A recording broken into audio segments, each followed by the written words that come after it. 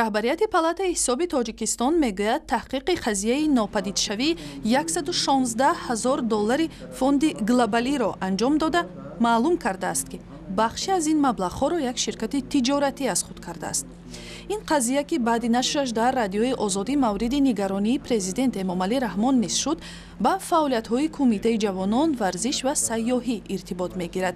ин маблағҳо барои барномаҳои мубориза бо спид ва сил ба Тоҷикистон аз ҷониби фонди глобалӣ ба ҳайси грант тақдим шуда буд. маблағҳо гарчанде сарф шуда бошанд, локин самаранокии ин маблағҳо дигар намешавад. дар нишасти раҳбарони палатаи ҳисоби Тоҷикистон инчунин хабар дода шуд ки алайҳи 6 мақомдори собиқи Бонки Миллӣ барои вайрон кардани низоми фурӯши асъори хориҷӣ ба додситонии кул шикоят ирсол шудааст. ин ниҳод мегӯяд ки бар пояи аудит ё санҷиши Бонки Миллӣ маълум шудааст ки 6 мақомдори собиқи ин ниҳоди молӣ барои болоравии якбораи қурби $1 дар кишвар айбдор шуданд. ҳоло бояд додситонии кул баҳои ҳуқуқии худро ба кори ин масъулин бидиҳад. қурби $1 аз охирҳои соли гузашта рӯй ба болоравӣ ниҳод ва $1 аз 5 сомониву 20 дирами соли гузашта ҳоло ба 6 сомониву 52 дирам расидааст. дар оғоз мақомоти собиқи Бонки Миллии Тоҷикистон чунин болоравии бесобиқаи қурби $1 дар баробари пули миллии сомониро кори дасти саррофон меномиданд, вале баъдан ин ҳолат боис ба барканории кулли ҳайати раҳбарони Бонки Миллӣ шуд. ҳоло дар хат бо мо аз Душанбе ҳамкорам Абдуллоҳи Ашӯр аст.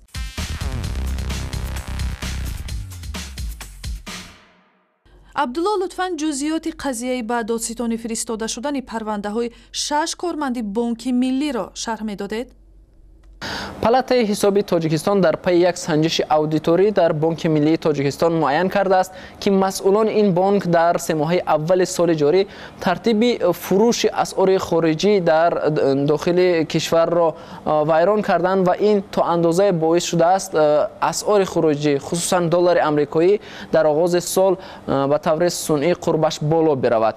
Дилмурод Давлатзода, раиси палатаи ҳисоби Тоҷикистон, имрӯз дар ҳузури журналистон дар Душанбе гуфт, баъди ин санҷиши аудиторӣ санадҳо дар нисбати 6 мақомдори собиқи Бонки Миллии Тоҷикистон тартиб дода ба унвони додситонии кулли Тоҷикистон фиристода шуд, чунки ин мақомдорон тартиб ва ё қонунгузории Тоҷикистонро дар мавриди фурӯши асъори хориҷиро нақз карданд. Ба гуфтаи Давлатзода, дар оғози сол Бонки Миллии Тоҷикистон ҳангоми гузарондани интервенсия ва ё ба бозори асъор баровардани як миқдор асъори хориҷӣ маблағҳоро ба 37 бонку ташкилотҳои хурди қарзӣ фурӯхтааст ва ин ташкилотҳои хурди қарзӣ ва ҳамчунин бонкҳо ба навбаи худ ба болои ин маблағҳо аз 1 то 14% маблағро зам карда ба тоҷирон ва дигар харидорони асъори хориҷӣ фурӯхтаанд ки ин боис шудааст асъори хориҷӣ хусусан $1 амрикоӣ ба таври сунъӣ дар як муддати кӯтоҳ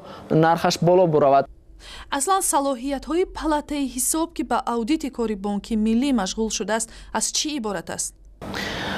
палатаи ҳисоби Тоҷикистон ниҳоди олии санҷиши молиявӣ дар ҷумҳурии Тоҷикистон ҳисоб меравад ва палатаи ҳисоб ки дар Тоҷикистон 2 сол аст фаъолият дорад, ҳақ дорад дар тамоми ниҳодҳои давлати Тоҷикистон, кумитаҳо, вазоратхонаҳо ва дигар оҷонсиҳо санҷиши молиявӣ гузаронад.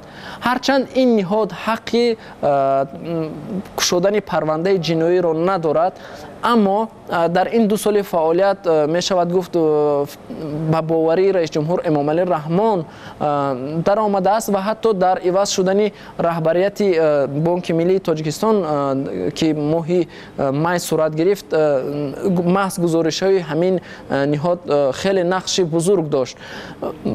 палатаи ҳисоби Тоҷикистон ҳатто ҳақ дорад дар Кумитаи давлатии амнияти миллии Тоҷикистон, додситонии кулли Тоҷикистон ва оҷонсии мубориза бо фасод санҷишҳои молиявӣ бигузаронад ва бубинад ки чӣ гуна ин ниҳодҳои бисёр муҳими давлати Тоҷикистон пулҳои буҷаро масраф мекунанд. Сараудиторони палатаи ҳисоби Тоҷикистон бо фармони бевоситаи раис ҷумҳури Тоҷикистон таъин мешаванд ва он дар маҷлиси намояндагон тасдиқ мешавад. Аммо сараудитори палатаи ҳисоб ва ё раҳбари он باز هم از سوی رئیس جمهور تعیین و در پارلمان تصدیق میشد و سر اودیتوری آن در نزد وکیلان مجلس نمایندگان تاجیکستان به واسطه قسم یاد میکند. تشکر. همکارم عبدالله اشر به سوالهای ما از دوشنبه پاسخ داد.